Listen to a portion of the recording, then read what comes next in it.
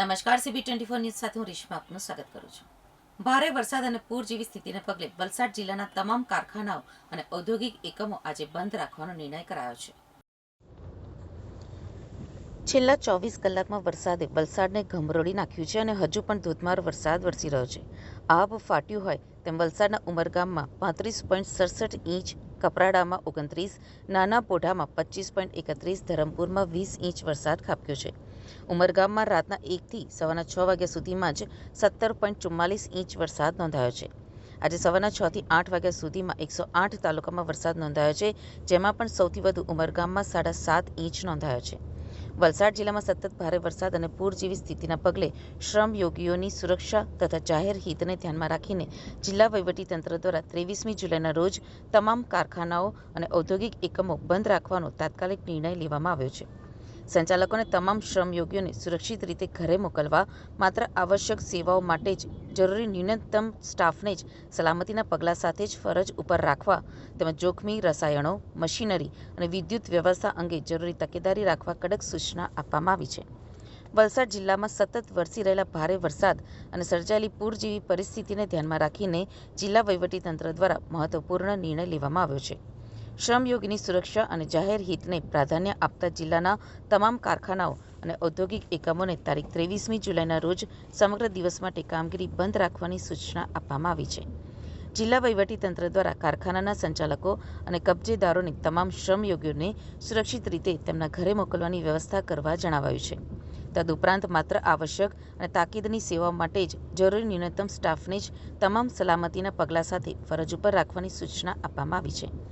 મુખ્યમંત્રી શ્રી ભૂપેન્દ્ર પટેલે રાજ્યના સુરત, વલસાડ અને નવસારી જિલ્લામાં ભારે વરસાદના પગલે નાયબ મુખ્યમંત્રી શ્રી હર્ષ સંઘવી, આદિજાતિ વિકાસ મંત્રી શ્રી નરેશ પટેલ, સચિવશ્રીઓ શ્રી રેમ્યા મોહન અને શ્રી આલોક પાંડેને આ અસરગ્રસ્ત જિલ્લાઓમાં વહીવટીતંત્રની મદદ માટે રવાના કર્યા છે।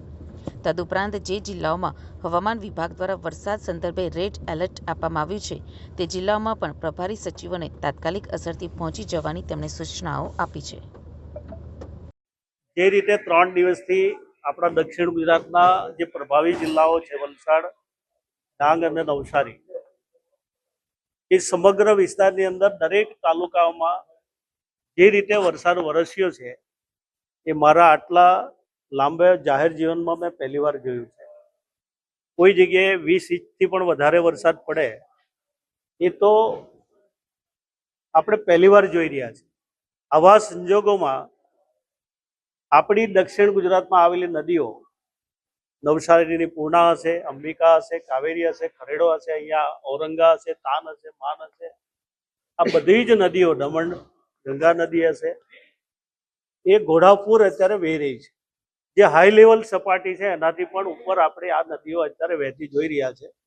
એના કારણે નીચાણવાળો જે વિસ્તાર છે એને તંત્ર દ્વારા આમ તો છેલ્લા 3 દિવસથી આપણે ચેતવવાના દરેક રીતે પ્રયત્ન કર્યા છે, પણ કેટલાક લોકો ખૂબ આગ્રહી હોય છે કે આપણે ખૂબ આગ્રહ કરીએ તેમ છતાં બહાર નીકળતા નહીં હોય છે, પણ તેમ છતાં આપણે આજે 500થી પણ વધારે લોકોને અત્યારે સેફ જગ્યાએ ખસેડી લીધા છે।